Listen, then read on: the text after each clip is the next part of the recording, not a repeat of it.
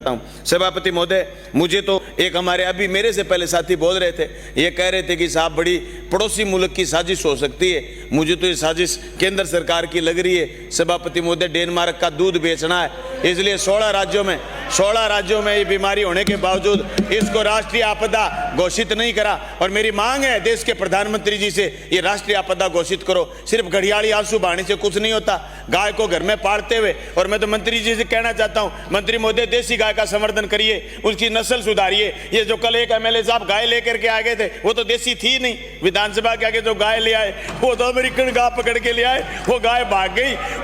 उस गाय ने इनका हेज भी नहीं करा, ये पॉकेट में पकड़ ले आए उनको।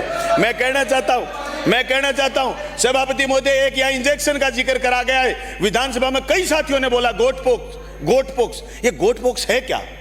गोट पोक्स बनाता कौन है?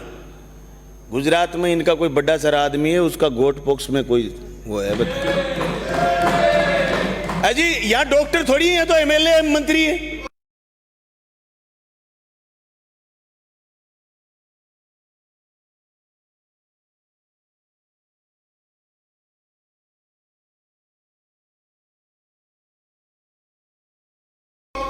गायों के कंकाल को तो नर कंकाल बोल रहे थे, और ये कह गए राठौड़ साहब, मेरे को लगा राठौड़ साहब आज ऊक चूक है ही। ये राठौड़ साहब एक बात और कह गए कि साहब आपने पशु बीमा खत्म करा। नहीं राठौड़ साहब, आपकी सरकार ने खत्म करा था पशु बीमा, और मंत्री जी आप शुरू करिए। इन्होंने तो खत्म कर दिया, और ये तो झूठे आंकड़े देने में आजकल माहिर हैं। आप शुरू क्यों नहीं कर रहे? पशु बीमा आप शुरू करिए। इन्होंने जो गलती करी है उसकी माफी आपको मांगनी चाहिए, क्योंकि इन्होंने गौशाला अनुदान में पिछले 5 साल में दिए 450 करोड़, और आपने दे दिए 1992 करोड़ रुपए, यानी आपने 1992 करोड़ रुपए दे दिए। फिर भी आप प्रदेश की जनता को बता नहीं पाते। राठौड़ साहब आपको गलत बात बोल करके एकदम गुमराह कर देते और आप गुमराह हो जाते हो। मैं ये कहना चाहता हूं, आज देश के अंदर जिस तरीके से हमारे साथी ने एक बयान दिया अभी, और मैं निंदा करता हूं इस बात की, ये इन्होंने जिक्र करा बीफ का। आज बीफ का व्यापार मोदी जी के देश में राज सत्ता में आने के बाद कितना बड़ा है, इस बात का आंकड़ा आपको जानने की जरूरत है।